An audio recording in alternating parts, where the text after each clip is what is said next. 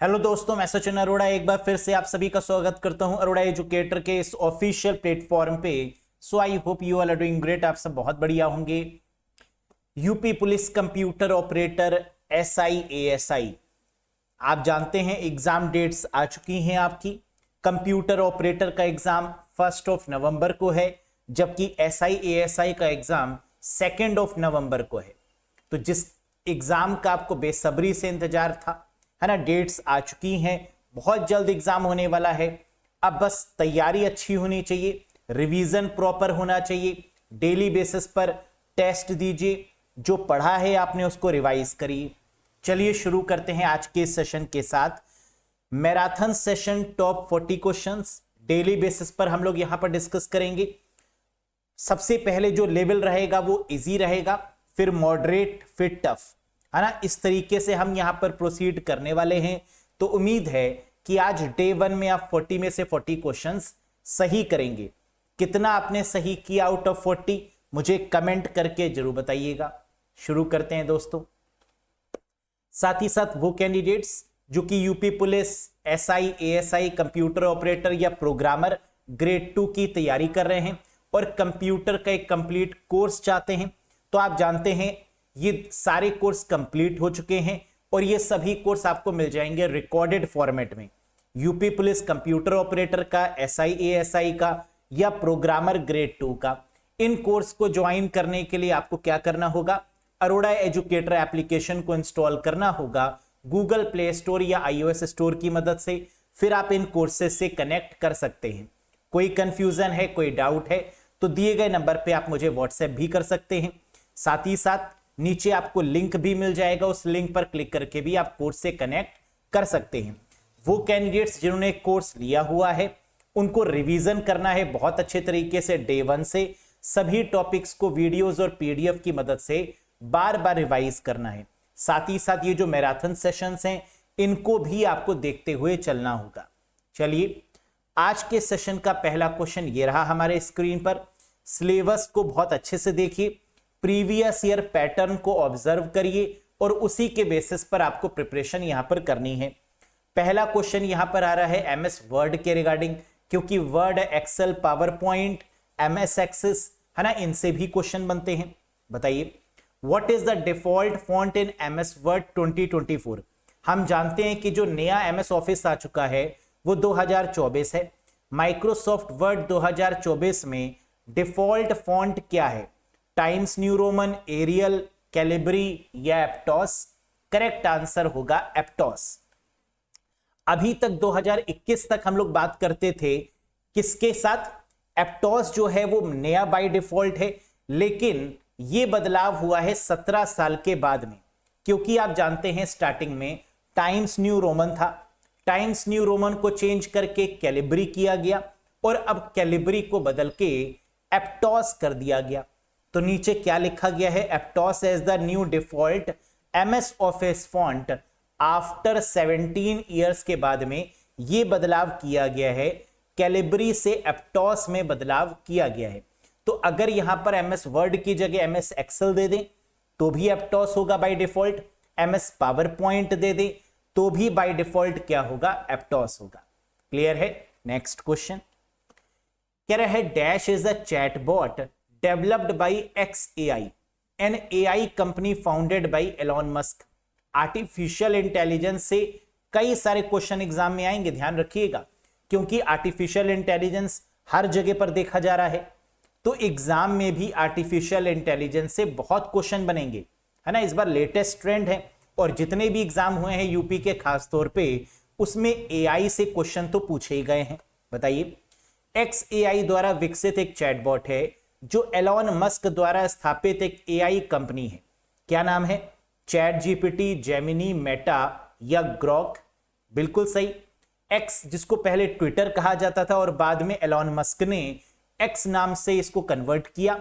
XAI जो कि Elon Musk ने डेवलप किया और इसका नाम दोस्तों क्या है, दैट इज ग्रॉक, है ना। तो याद रखिएगा XAI की बात हो या एलॉन मस्क की बात हो तो हमेशा उस चैट बॉट का नाम क्या होगा, that is called Grok. Next, the the boot sector file of the system are stored in which computer memory. System की बूट सेक्टर फाइलें किस कंप्यूटर मेमोरी में संग्रहित होती हैं? हम जानते हैं कंप्यूटर के ऑन होने के प्रोसेस को बूटिंग बोलते हैं, और बूटिंग की जितनी भी फाइल्स हैं वो किस मेमोरी में होती हैं? रैम, रोम, कैशे या रजिस्टर? बिल्कुल सही जवाब है, that is ROM, read only memory. क्योंकि रोम हमारी कैसी होती है? परमानेंट मेमोरी होती है। तो बूटिंग की जितनी भी फाइल्स होती हैं वो सब कहां पर स्टोर होती हैं? रोम में स्टोर होती हैं, रीड ओनली मेमोरी में स्टोर होती हैं। क्लियर है? और रोम में लिखे गए इंस्ट्रक्शंस को क्या बोलते हैं, जरा ये भी बताइए। The instructions which are written in ROM are called firmware. इन्हें फर्मवेयर बोलते हैं, जो हार्डवेयर और सॉफ्टवेयर का कॉम्बिनेशन होता है। Yes, very good. Which connectors are used with coaxial cable. Coaxial cable के साथ किस प्रकार के कनेक्टर्स का प्रयोग होता है? VGA, RJ11, BNC या RJ45? सही जवाब है BNC connector with coaxial cable. जब भी हम कोएक्सियल केबल की बात करते हैं तो इसका मतलब वो केबल्स जो हमारे टीवी में कनेक्ट होती है, टेलीविजन, स्मार्ट टीवीज के पीछे आप देखते होंगे, है ना, कोएक्सियल केबल ही होती है। और उसमें लगा हुआ जो कनेक्टर है वो कौन सा है? BNC है, बायोनेट नील कंसेलमैन है। जबकि ट्विस्टेड पेयर के केस में कौन से कनेक्टर यूज होता है? RJ45, registered jack 45 connector. Next, what is the maximum number of sheets that can be added to an Excel workbook? बताइएगा, एक्सेल वर्कबुक में अधिकतम कितनी शीट जोड़ी जा सकती हैं? 225, 255, 250 या 253? क्या होगा करेक्ट आंसर? हम जानते हैं कि एक्सेल की बात करें या एक्सेल वर्कबुक की बात करें, इसमें बाय डिफॉल्ट शीट्स की संख्या कितनी है? 1। अगर लेटेस्ट वाली एक्सेल शीट की बात करें, और पुरानी वाली एक्सेल शीट में कितनी है बाय डिफॉल्ट? 3। लेकिन मैक्सिमम कितनी शीट्स हम जोड़ सकते हैं? 255, यानी 255 इज द करेक्ट आंसर। तो शीट 1, शीट 2, शीट 3, शीट 4, इस तरीके से मैक्सिमम कितनी? 255 यानी 255। Next, dash is a network protocol used to remotely access a computer for a text based communication. बताइएगा, डैश एक नेटवर्क प्रोटोकॉल है जिसका उपयोग टेक्स्ट आधारित संचार के लिए कंप्यूटर तक दूरस्थ रूप से पहुंचने के लिए किया जाता है। रिमोटली एक्सेस का मतलब कि मैं यहां बैठ के आपके कंप्यूटर में अगर कोई प्रॉब्लम है तो उसको सही कर सकता हूं, है ना, that is called a remote connection. और रिमोट कनेक्शन वाली जो प्रोटोकॉल होगी वो कौन सी होगी? HTTP नहीं, ये तो कम्युनिकेशन प्रोटोकॉल है। FTP फाइल ट्रांसफर प्रोटोकॉल है अपलोडिंग डाउनलोडिंग के लिए। TCP/IP बिल्कुल नहीं। टेलनेट होगा, जी हां, the correct answer is telnet. और टेलनेट की बात करें तो इसकी फुल फॉर्म क्या है? Teletype network. तो जब कभी भी रिमोट प्रोटोकॉल की बात होगी तो आंसर क्या होगा? टेलनेट। और टेलनेट की फुल फॉर्म क्या है?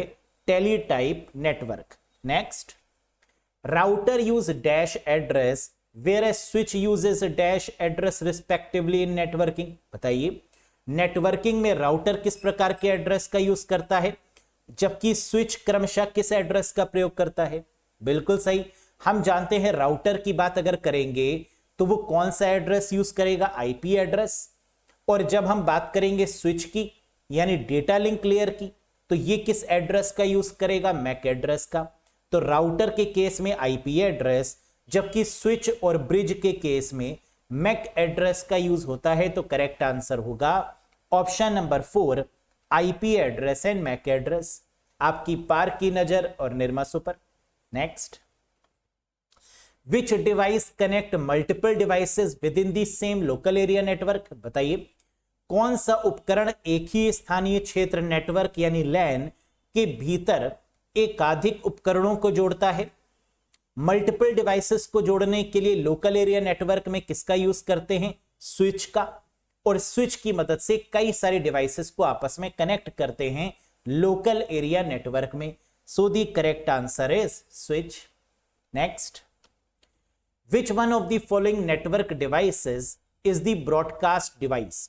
निम्नलिखित में से कौन सी नेटवर्क डिवाइस ब्रॉडकास्ट डिवाइस है?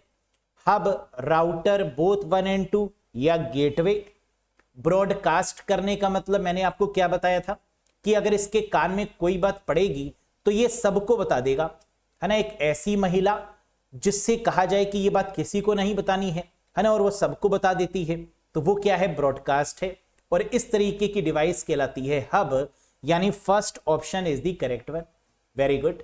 Next, what is the keyboard shortcut to insert a sum formula in MS Excel 2019? किसी भी वर्जन में पूछा जाए, MS Excel 2019, 2021, 2024, किसी भी वर्जन में फॉर्मूला डालने के लिए कीबोर्ड शॉर्टकट की क्या होगी? And the correct answer is Alt equals to, है ना। इसी की मदद से तो हम लोग फॉर्मूला इंसर्ट करते हैं, insert a sum formula, that is Alt equals to. Next, in MS Word the footnote option is grouped under dash tab. Microsoft Word में फुटनोट विकल्प को किस टैब के अंतर्गत समूहीकृत किया गया? कैसे मैंने आपको याद कराया था?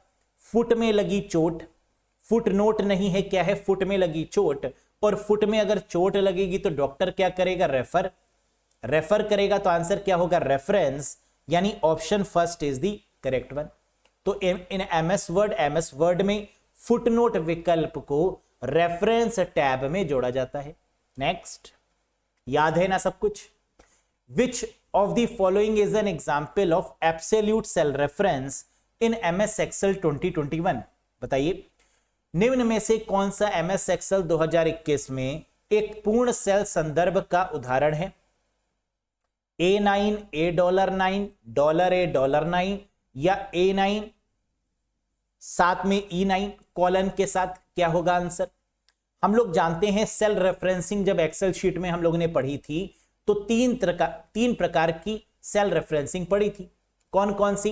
रिलेटिव, एब्सोल्यूट और मिक्स्ड, यही तीन पढ़ी थी ना। एब्सोल्यूट कौन सी होती है? जिसमें रोज और कॉलम्स के साथ में डॉलर लगा होता है। तो ऐसा कहीं पर है जहां पर रो के साथ भी डॉलर है और कॉलम के साथ भी? जी हां, option number 3 is the correct one, $A, $9। अब रिलेटिव क्या होता है? जिसमें कोई भी डॉलर का साइन नहीं लगता, वो रिलेटिव है, जैसे A1। एब्सोल्यूट का मतलब रो और कॉलम दोनों के साथ में डॉलर का साइन लगेगा, $A, $1। और मिक्स्ड का मतलब या तो रो के साथ में डॉलर का साइन या कॉलम के साथ में डॉलर का साइन, जैसे $A1 या $1, that is the mixed cell referencing. क्या ये बात क्लियर हुई? Very good. Next, attempt to gain और चेंज IP एड्रेस और DNS is called.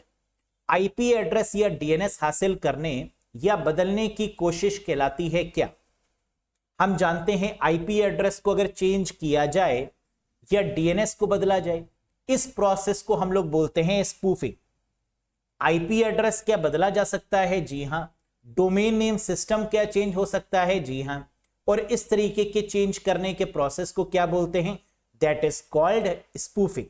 Next, MAC address is written in which format? कह रहा है मैक एड्रेस को किस फॉर्मेट में लिखा जाता है? हम जानते हैं IPv4 एड्रेस डेसिमल फॉर्मेट में लिखा जाता है, IPv6 और मैक एड्रेस हेक्साडेसिमल फॉर्मेट में लिखा जाता है। तो करेक्ट आंसर क्या होगा? इन हेक्साडेसिमल फॉर्मेट। यस, जैसे कि आप देख सकते हैं 12 डिजिट्स का होता है, first 6 digit OUI organisational unique identifier और नेक्स्ट 6 डिजिट्स NIC कंट्रोलर यानी नेटवर्क इंटरफेस कंट्रोलर बताता है। Next, this gate is also known as inverter gate. बताइए, इस गेट को इन्वर्टर के नाम से भी जाना जाता है, एंड और नॉट या ऑल ऑफ दीज? बिल्कुल सही। हम जानते हैं इन्वर्टर का मतलब कि अगर 0 इनपुट देंगे तो 1 आएगा, 1 इनपुट देंगे तो 0 आएगा, that is called a not gate, है ना, which is also called as inverter gate. Next, Boolean algebra is also called as, कह रहा है बूलियन बीज गणित को और क्या कहा जाता है? Switching algebra, arithmetic algebra, linear algebra या सिर्फ अलजेब्रा? तो हम लोगों ने पढ़ा हुआ है कोर्स में कि बुलियन अलजेब्रा का दूसरा नाम स्विचिंग अलजेब्रा भी होता है। तो आंसर क्या होगा? Switching algebra is also called as Boolean algebra या Boolean algebra is also called as switching algebra. Next, how many total logic gates are there in Boolean algebra? बताइए, बुलियन बीजगणित में कुल कितने लॉजिक गेट्स होते हैं? 4 ओनली, 2 ओनली, 5 ओनली या 7 only? हम लोग ने लॉजिक गेट्स जब पढ़ा था तो आपको बताया था कि लॉजिक गेट्स कुल कितने होते हैं? 7, है ना। ब्रॉडली अगर हम क्लासिफाई करें लॉजिक गेट्स को तो ये कितने होते हैं? That is 7। कौन कौन से? बेसिक गेट में 3 गेट्स आते हैं, एंड और नॉट। एक्सक्लूसिव गेट में एक्सऑर और एक्सनॉर। और जबकि यूनिवर्सल गेट की बात करेंगे तो आंसर क्या होगा? नैंड और नॉर। तो आंसर क्या हो गया? 7 only. 3 to 5 or to 7. Next, the expression y is equals to ab plus bc plus ac shows the dash operation. कह रहा है ये जो अभिव्यक्ति है y बराबर ab plus bc plus ac ये किस प्रकार के ऑपरेशन को दर्शाती है? तो हमें मालूम है कि ये क्या है? SOP है, सम ऑफ प्रोडक्ट है। पढ़ा था ना हम लोगों ने कैनोनिकल फॉर्म्स में SOP और POS के बारे में। ये क्या है? सम ऑफ प्रोडक्ट है, क्योंकि क्या हो रहा है? प्रोडक्ट हो रहा है a multiply by b plus b multiply by c plus a multiply by c, है ना। तो that is called sum of product. Next, the expression y बराबर a plus b multiply b plus c multiply c plus a shows the operation. ये जो अभिव्यक्ति है ये क्या बता रही है? पीछे वाले केस में तो ये SOP था, ये क्या है? POS। वेरी गुड, यानी this is the case of product of sum. पहले सम हो गया और उनका क्या है? प्रोडक्ट। तो that is called a product of sum. Very good. Next, the term in SOP are called. SOP में शर्तों को क्या कहा जाता है? Min term. जब हम SOP की बात करते हैं, सम ऑफ प्रोडक्ट की बात करते हैं, है ना, तो इस केस में जो टर्म्स होते हैं SOP में उन्हें क्या बोलते हैं? मिन टर्म्स बोलते हैं। The terms in POS are called. POS में शर्तों को क्या कहा जाता है? मैक्स टर्म बोला जाता है ना। प्रोडक्ट ऑफ सम के केस में that is called a max term. Next, how many Boolean expressions can be formed with 4 Boolean variables? 4 Boolean चर के साथ कितने बुलियन अभिव्यक्तियां बनाई जा सकती हैं? क्या होगा आंसर? 4, 16, 65,536 या 256? बिल्कुल सही। इसका जो फॉर्मूला होता है वो क्या है? 2 की पावर n, 2 की पावर 2 की पावर n, है ना। That is the formula. इस केस में कितने वेरिएबल्स गिवन है? 4, यानी n की वैल्यू क्या हो जाएगी? 4। तो 2 की पावर 4 क्या हो जाएगा? That is 16। और 2 की पावर 16 बराबर 65,536 यानी 65,536। That is the correct answer. Very good. Next, dash is used to implement fundamental gate function like NAND gate and NOR gate. Dash का उपयोग नैंड गेट और नॉर गेट जैसे मौलिक गेट कार्यों को लागू करने के लिए किया जाता है। Logic gate, truth gate, universal gate या De Morgan's theorem? Correct answer होगा डी मॉर्गन्स थ्योरम, जिसकी मदद से हम इंप्लीमेंट करते हैं, लागू करते हैं किसको? फंडामेंटल गेट जैसे नैंड गेट और नॉर गेट, जिसे यूनिवर्सल गेट भी बोलते हैं। तो यूनिवर्सल गेट्स को इंप्लीमेंट करने के लिए किसका यूज किया जाता है? डी मॉर्गन्स थ्योरम का। Next, according to De Morgan's theorem, ये क्वेश्चन तो आएगा ही आएगा, है ना, आसान भी है, आप जानते हैं। According to De Morgan's theorem, NAND बराबर, डी मॉर्गन प्रमेय के अनुसार नैंड किसके बराबर है? बबल्ड और के। हमने आपको यह चीज बताई हुई है कि नैंड गेट बबल्ड और के बराबर होता है, जबकि नॉर गेट बबल्ड एंड के बराबर होता है। नैंड गेट का मतलब ए बी बार किसके बराबर होगा? A bar plus B bar, plus का मतलब और गेट, तो ए बार बी बार का मतलब बबल्ड और, जबकि A plus B whole bar NOR gate किसके बराबर होगा, A bar dot B bar, that is called bubbled AND, है ना, याद रखिएगा, this is very very important one. According to De Morgan's theorem, NOR बराबर, अभी मैंने आपको बताया कि डी मॉर्गन्स थ्योरम में नॉर किसके बराबर होगा, बबल्ड एंड के बराबर होगा, है ना, that is the correct answer. Next, a full adder logic circuit will have, full adder और हाफ एडर से भी क्वेश्चन बनेगा ही बनेगा, कंफर्म है। बताइए, a full adder logic circuit मैंने आपको कैसे याद कराया था, फुल एडर का मतलब, फुल का मतलब पूरा, आपके दांत कितने हैं, पूरे, कितने, 32, है ना, पूरे दांत कब होते हैं, जब 32 होता है, तो 32 का मतलब 3:2 का रेशियो, यानी 3 इनपुट और 2 output, that is called a full adder, है ना। तो कैसे याद रखेंगे, फुल एडर का मतलब 32, 32 और ये 3:2 का रेशियो, यानी 3 इनपुट और 2 output, that is the correct answer for full adder, है ना। आप देख सकते हैं फुल एडर में कितने इनपुट हैं, 3, ए बी और सी, लेकिन आउटपुट कितना गया है, दैट इज 2, एक एस वाला और एक सी आउट वाला, तो आंसर क्या होगा, 3 input and 2 output. Next, which of the following are known as universal gate, बेहद आसान, निम्नलिखित में से कौन सा सार्वभौमिक द्वार के रूप में जाना जाता है, NAND and NOR is called a universal gate, यानी option first is the right answer. Next, the gates required to build a half adder are, half adder बनाने के लिए आवश्यक गेट कितने हैं, बताइए जरा, कौन सा गेट है जिसकी मदद से हम हाफ एडर बनाते हैं, एक्सऑर गेट या नॉर गेट, एक्सऑर गेट के साथ और गेट, एक्सऑर गेट या AND gate, 4 NAND gates. Correct answer होगा XOR gate AND gate, XOR और एंड की कॉम्बिनेशन से ही क्या बनता है, हाफ एडर, 2 इनपुट और 2 आउटपुट। यस, कितने इनपुट हैं, ए और बी, कितने आउटपुट निकल रहे हैं, 2, सम और कैरी, तो एक्स और गेट और एंड गेट के कॉम्बिनेशन को ही क्या बोलते हैं, half adder. Very good. Next, a K map is a theoretical form of representing, कह रहा है जो के मैप है वो प्रतिनिधित्व का एक सैद्धांतिक रूप है, किसका, circuit diagram, block diagram, Venn diagram या लॉजिक डायग्राम। करेक्ट आंसर है वेन डायग्राम। के मैप को हम थ्योरेटिकली कैसे एक्सप्रेस करते हैं, with the help of Venn diagram, कुछ इस प्रकार। Next, which of the following method is used to minimise the Boolean expression, Boolean अभिव्यक्ति को न्यूनतम करने के लिए निम्नलिखित में से किस विधि का उपयोग किया जाता है, फोरियर ट्रांसफॉर्म, ग्रे कोड, के मैप या वेनिच मेथड, किसका यूज करेंगे, मिनिमाइज द बुलियन एक्सप्रेशन।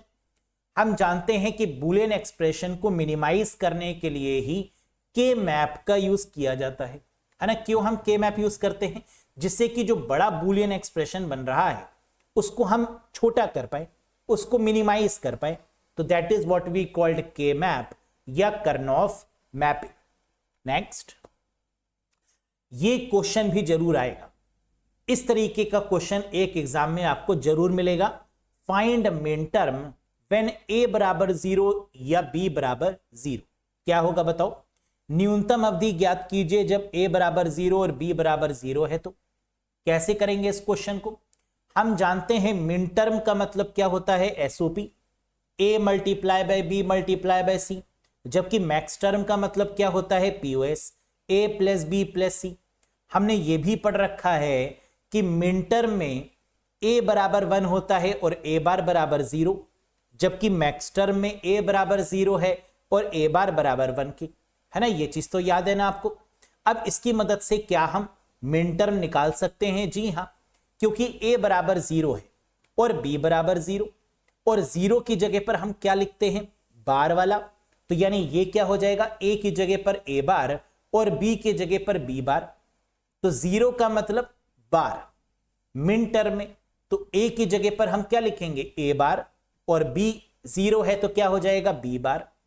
और ये है क्या, मिन टर्म, मिन टर्म में क्या होता है, मल्टीप्लाई, यानी a bar dot b bar, that is the correct answer, यानी option number first is the right one. समझ में आ गया ना। नेक्स्ट देखो, find max term when a बराबर 0 और b बराबर 0। कह रहा है जब a का मान 0 है और b का मान 0 है तो मैक्स टर्म बताइए। अधिकतम पद ज्ञात करिए जब a बराबर 0 है और b बराबर 0। तो फिर से ये दो बातें हमें याद रखनी पड़ेंगी।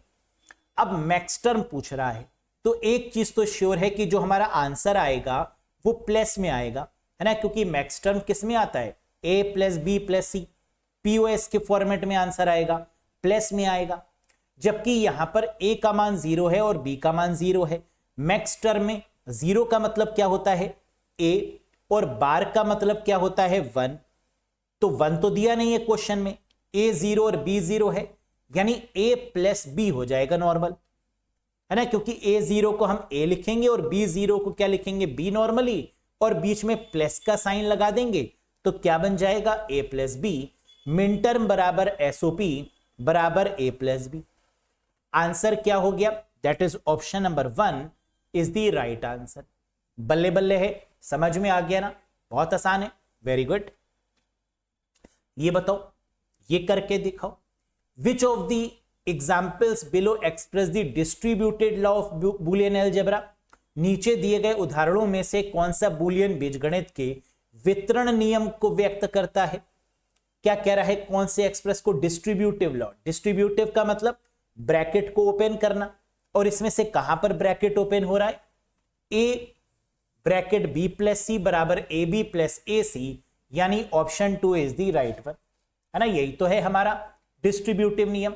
नीचे दिए गए उदाहरणों में से कौन सा बुलियन बीजगणित के वितरण नियम को व्यक्त कर रहा है, this one. Next, on a K map grouping the zero produces. कह रहा है के मैप में जब जीरो को समूह करते हैं तो क्या प्रोड्यूस होता है, पीओएस, एसओपी, एंड और लॉजिक या नैंड नॉर लॉजिक। हमने पढ़ा हुआ है कि जब हम 0 के ग्रुप बनाते हैं तो उसे पीओएस बोलते हैं, जब 1 के ग्रुप बनाते हैं तो उसे एसओपी बोलते हैं, है ना। तो जीरो ग्रुपिंग्स को क्या बोलेंगे, product of sum, that is called POS expression. Next, Gray code जरूर आएगा एग्जाम, है ना। अब वो किस तरीके से आएगा वो भी मैं आपको बता दूं, यहां से क्वेश्चन तो बनेगा ही बनेगा, कंफर्म है। करिए जरा इसको, पढ़ चुके हैं आप लोग। The grey code of decimal threes, 0.3 का ग्रे कोड क्या होगा। कैसे करेंगे, पहले डेसिमल को बाइनरी में कन्वर्ट करेंगे, फिर उसका ग्रे कोड निकाल लेंगे। कैसे, अगर हम ऑप्शंस में देखें तो 4 बिट में आंसर आना चाहिए, तो हम भी क्या करेंगे, 3 का जो 3 क्या है डेसिमल, इसका जो बाइनरी निकालेंगे वो कितने में निकालेंगे, 4 बिट में, 1248। किसको जोड़े कि 3 आ जाए, 2 और 1 को जोड़ने पर 3 आएगा, तो 2 और 1 के नीचे क्या आ जाएगा 1 1, बाकी क्या आ गया 0 0। ये तो क्या आ गया डेसिमल से बाइनरी। अब इसका ग्रे कोड निकाल लो। तो ग्रे कोड कैसे निकालेंगे, जो पहला 0 है लेफ्ट साइड वाला उसको एज इट इज नीचे, और स्टार्टिंग के जो 3 नंबर्स हैं उनको नीचे ले आएंगे। तो स्टार्टिंग के 3 नंबर कौन से हैं, 0 0 1, और इसको कहां ले आएंगे नीचे।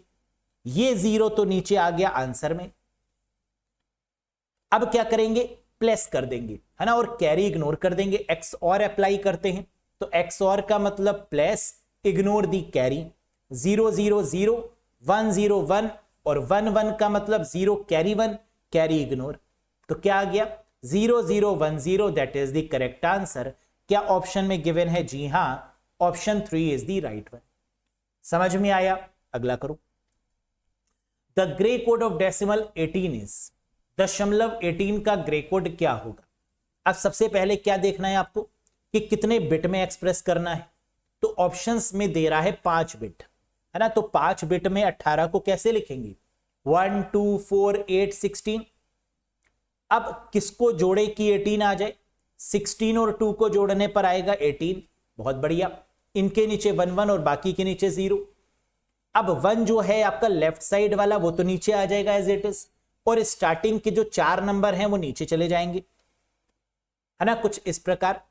तो ये जो स्टार्टिंग के 4 नंबर कौन से हैं, 1 0 0 1, और आखिरी वाले नंबर को इग्नोर कर दिया जाता है ना। तो ये पहला वाला 1 आपका नीचे आ गया, और बाकी के 4 इधर चले गए, प्लस कर दिया आपने। तो 0 में 1 ऐड करेंगे 1, 0 में 0 0, 1 में 0 1, और 0 में 1 1, द करेक्ट आंसर इज 11011, यानी option 1 is the correct answer. बल्ले बल्ले। नेक्स्ट ये करो। अभी तक जो 2 क्वेश्चन आपने किए उसमें क्या था कि यहां पर हमको डेसिमल नंबर गिवन था और ग्रे कोड में कन्वर्ट करना था। तो पहले डेसिमल को हमने बाइनरी में किया, फिर उसको ग्रे कोड में कन्वर्ट किया, है ना, ऐसे ही किया ना। लेकिन अगर डायरेक्टली यहां पर बाइनरी में गिवन होगा तो क्या कोई दिक्कत है? यहां तो बिल्कुल कोई दिक्कत नहीं है ना। हमें डेसिमल से बाइनरी में कन्वर्ट ही नहीं करना, क्योंकि बाइनरी में ऑटोमेटिक कन्वर्ट है। अब डायरेक्ट इसका ग्रे कोड हमें बता देना है। करिए और बताइए इसका आंसर। बिल्कुल सही। यानी सबसे पहला काम क्या है? क्वेश्चन दिया हुआ है 1111, पहला 1 नीचे आ जाएगा आंसर में, और जो स्टार्टिंग के 3 1 है वो नीचे चले जाएंगे, है ना। ये 1 तो नीचे आ गया और बाकी के जो स्टार्टिंग के 3 1 है वो नीचे आ जाएंगे इस प्रकार। ये अब जोड़ दीजिए इसको, तो 1 में 1 ऐड करेंगे, क्या होगा? 0, कैरी 1, कैरी इग्नोर, 1 में 1 0, 1 में 1 0, तो answer is what? That is 1000। कहीं दिया है? जी हां, option 3 is the right answer. Yes. Next, the grey code equivalent of 11100 is, ये करिए। कह रहा है द ग्रे कोड, यहां आपको ग्रे कोड दे दिया गया है ना। The grey code equivalent of this binary number, करो फाइंड आउट सिंपली, है ना। वैसे ही जैसे अभी हम लोग कर रहे थे, बाइनरी नंबर गिवन है, ग्रे कोड इक्विवेलेंट फाइंड करना है। करो। 3 बार 1, 2 बार 0, पहला 1 तो नीचे आ जाएगा, स्टार्टिंग के 4 डिजिट नीचे, आखिरी वाला नंबर इग्नोर, तो 1110 नीचे आ गया। यहां पर इस तरीके से, है ना, 111 नीचे ले आओ इस तरीके से। अब प्लस कर दो इनको, 1 में 1 जोड़ेंगे 0, 1 में 1 जोड़ेंगे 0, 0 में 1 जोड़ेंगे 1, और 0 में 0 जोड़ेंगे 0, यानी करेक्ट आंसर इज 10010। आंसर हो जाएगा ऑप्शन नंबर 4, 10010। कर लेंगे ना, गलत तो नहीं करेंगे। Very good. Next, convert Gray code 1001 to binary. अब देखो यहां पर कहानी में ट्विस्ट है। क्यों? कह रहा है ग्रे कोड 1001 को बाइनरी में परिवर्तित करें। अब ग्रे कोड आपको दिया है और बाइनरी में कन्वर्ट करना है ना। अभी तक क्या था? आपसे समतुल्य ग्रे कोड पता कर रहे थे, तो ग्रे कोड पता करने का तरीका तो आपको समझ में आ गया, लेकिन अब इसका उल्टा पूछ रहे हैं। अब कह रहा है बाइनरी नंबर ये है, यानी ग्रे कोड नंबर ये है, तो बाइनरी कोड क्या होगा? तो ग्रे कोड से बाइनरी में आपको कन्वर्ट करना है। बस ये चीज समझ में आनी चाहिए। कैसे करेंगे जरा देख लो। 1001, है ना, समझाया हुआ है आपको किस तरीके से करना है। 1001 गिवन है, पहला काम क्या होगा? वही जो 1 है उसको एज इट इज नीचे लिख देंगे। अब ये जो 1 आंसर में आया पहला नंबर, इसको ऊपर लेकर जाएंगे और यहां पर क्या करेंगे? लिख देंगे। इसको जोड़ेंगे, 0 और 1 क्या आएगा? 1 नीचे आ गया। अब ये जो 1 आया ये फिर ऊपर चला जाएगा, जो आंसर आया है ये 1 यहां पर आ गया। 0 में 1 जोड़ेंगे, क्या आएगा? 1, ये 1 नीचे आ गया। फिर ये जो 1 आया ये ऊपर चला जाएगा, तो 1 में 1 जोड़ेंगे, क्या होगा? 0, कैरी 1, कैरी 1 छोड़ दीजिए, इग्नोर, तो क्या हो जाएगा? 0। तो इसका आंसर क्या आ गया? 1110, यानी option number 4 is the right one. समझ में आ गया ना। जब ग्रे कोड गिवन हो और बाइनरी हमें फाइंड करना हो ग्रे कोड की मदद से, तो इस प्रकार करेंगे। बस तरीका पता होना चाहिए, है तो बहुत सिंपल। नेक्स्ट करके दिखाओ, ये करके दिखाओ। The binary equivalent of the grey code 11100 क्या होगा? ग्रे कोड 11100 का बाइनरी समतुल्य क्या है बताइए।